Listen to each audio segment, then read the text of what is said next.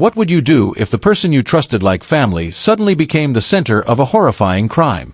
And what if the truth about that crime didn't come from a stranger, but from the suspect's own voice? That's exactly what happened in the disturbing case of Nancy Guthrie, an 84-year-old grandmother who vanished after what seemed like an ordinary evening with family. For months, investigators searched for answers, piecing together fragments of routine, memory, and suspicion. But the moment that changed everything wasn't a witness, and it wasn't a confession. It was a phone call recorded at 2:47 in the morning. A phone call that would turn Nancy's own son-in-law into the primary suspect. And when federal agents finally played that recording inside an interrogation room, the reaction they captured on camera told them everything they needed to know. But the phone call was only the beginning. Because what investigators uncovered afterward, text messages, internet searches, and a desperate financial motive, revealed something far darker than anyone imagined. So how did a trusted family member become the man investigators believe orchestrated Nancy's kidnapping? Let's walk through the 6 hours that exposed the truth. The interrogation begins. The footage begins just before sunrise. It's 5:30 a.m. when agents escort Nancy's son-in-law into a stark interview room. The room is deliberately plain: gray walls, a metal table, 3 chairs, and a single camera mounted high in the corner. Only an hour earlier, a tactical team had forced entry into his home. He's still wearing the same striped pajamas he slept in. His hair is messy, and dark circles hang beneath his eyes, but something stands out immediately. He isn't panicking. He isn't shouting. Instead, he appears calm, almost theatrical. Have you ever noticed how some people perform innocence instead of simply expressing it? That's exactly what investigators observed. 2 agents sit across the table. The lead interrogator is Special Agent Russell Dante, a veteran investigator with more than 2 decades of experience handling violent crimes and complex conspiracies. The type of investigator brought in when suspects believe they're the smartest person in the room. Beside him sits a younger partner who speaks very little. His job isn't to lead the questioning. His job is to observe. Every movement. Every pause. Every change in breathing. Agent Dante begins by calmly reading the Miranda rights. The son-in-law listens with his arms folded, occasionally nodding as if this entire situation is nothing more than a misunderstanding. Then something surprising happens. When Dante asks whether he'd like a lawyer present, the man casually waves the offer away. "Sure, yeah, we can talk," he says. 3 seconds. 1 decision. And perhaps the biggest mistake of his life. Why would someone facing a federal investigation refuse legal counsel so quickly? Confidence? Arrogance? Or the belief that their story is strong enough to survive scrutiny? Investigators would soon find out. The perfect story. At first, the son-in-law appears confident, even slightly annoyed. He insists he has no idea why he's been brought in. "This is insane," he tells the agents, shaking his head. "I would never hurt Nancy. She's family." His tone is steady. His posture relaxed. He leans back in the chair as if the situation is beneath him. If you were watching this moment without knowing what happens later, you might actually believe him. But investigators notice something else. His story sounds too polished, too organized. When asked about the night Nancy disappeared, he provides a detailed timeline without hesitation. Nancy came over for dinner with him and his wife. They ate roast chicken and potatoes, one of Nancy's favorite meals. After dinner, they played card games at the kitchen table, something they often did on weekends. Nancy laughed during dessert while telling stories about her late husband. He describes everything with remarkable clarity. What time they finished dinner. What time Nancy poured tea. Even which chair she sat in. Around 9:45 p.m., he says he offered to drive her home. "She doesn't like driving at night," he explains. He claims he walked her to the door, watched her step inside, and waited until he heard the lock click before leaving. Simple.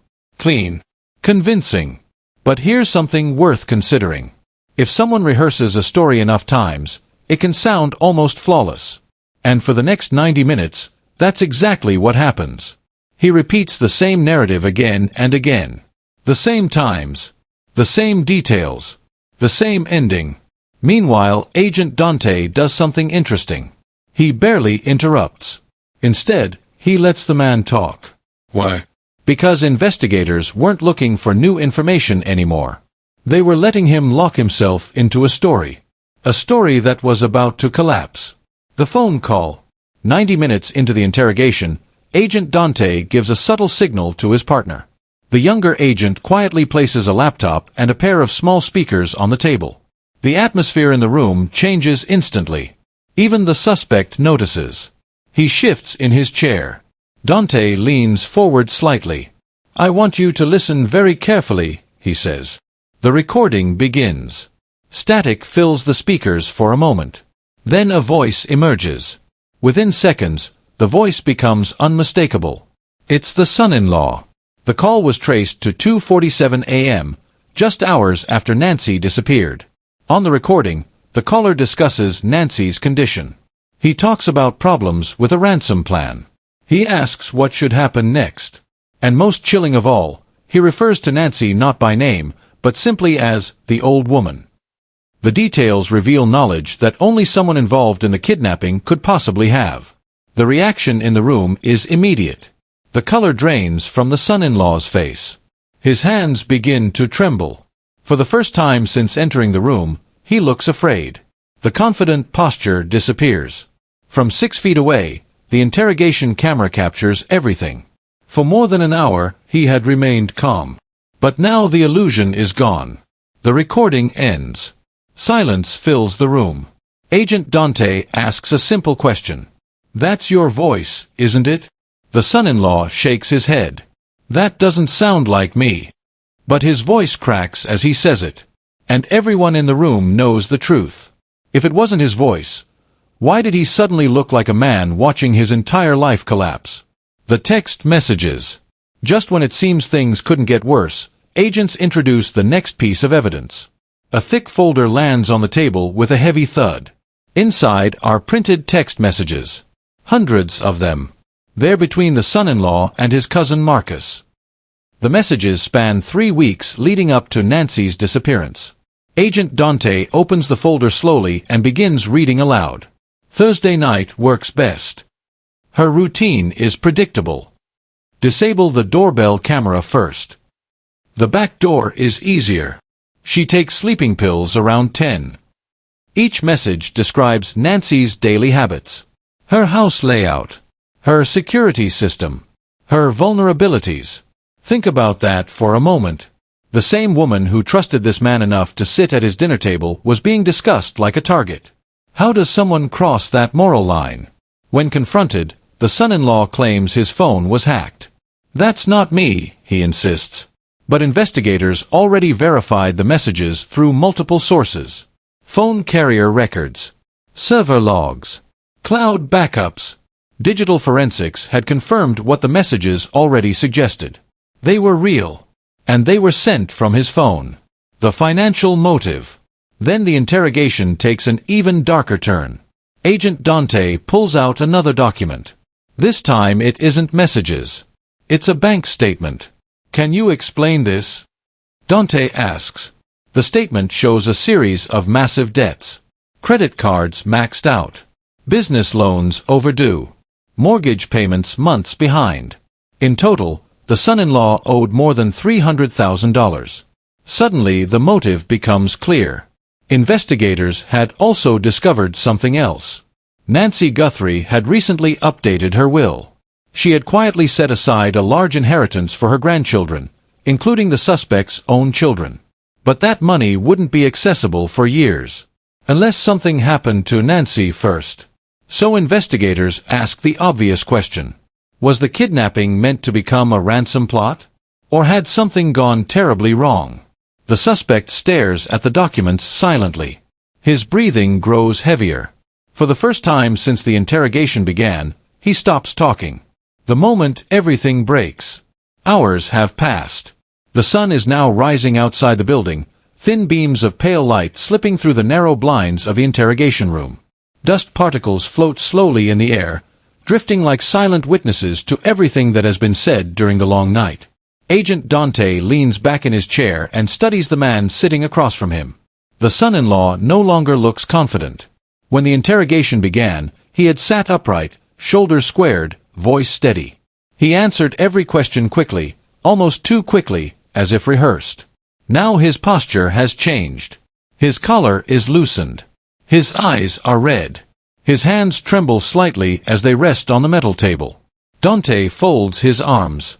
"Here's the problem," he finally says. "You told us you drove Nancy home." He pauses, letting the words hang in the quiet room.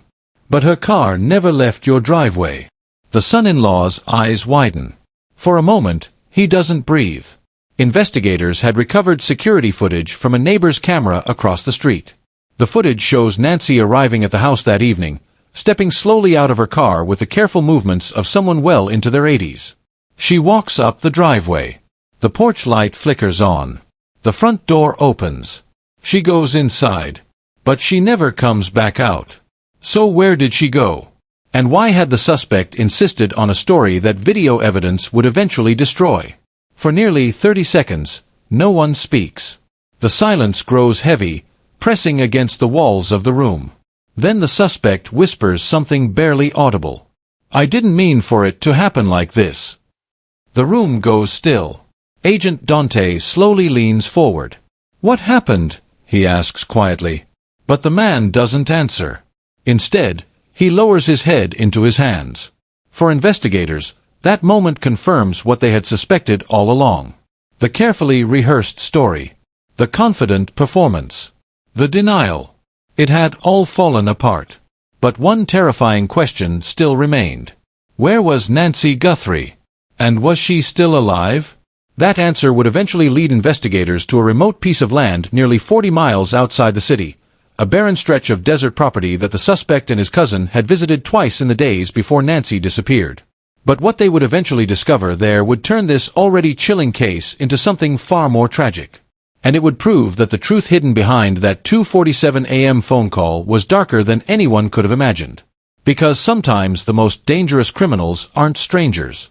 Sometimes they're the people sitting right across the dinner table. And the real question is, how well do we truly know the people we trust the most? The digital trail. Investigations rarely collapse because of one mistake. They collapse because of many. And the son-in-law had made several. Agents begin presenting the digital evidence. First come the phone records. Cell tower data places his phone at home during the exact moments those mysterious text messages were sent from Nancy's phone after her disappearance. Messages claiming she was fine. Messages asking the family not to worry. Messages investigators quickly realized Nancy could never have written. Even location data placing his phone exactly where he was when the texts were sent. One by one, every excuse collapses. And still, agents aren't finished. Because the next piece of evidence is even more disturbing. The laptop. Investigators had seized the son-in-law's laptop during the search of his home. Before his arrest, he attempted to erase his internet history using specialized wiping software. He believed the data was gone forever. But digital evidence has a way of surviving. FBI forensic specialists reconstructed the deleted files. Every search. Every timestamp. Every disturbing question typed into the search bar late at night. Agent Dante slowly opens a folder on the table. Then he reads the search history aloud.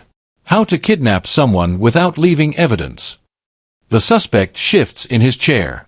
Anonymous ransom payments. His fingers curl tightly together.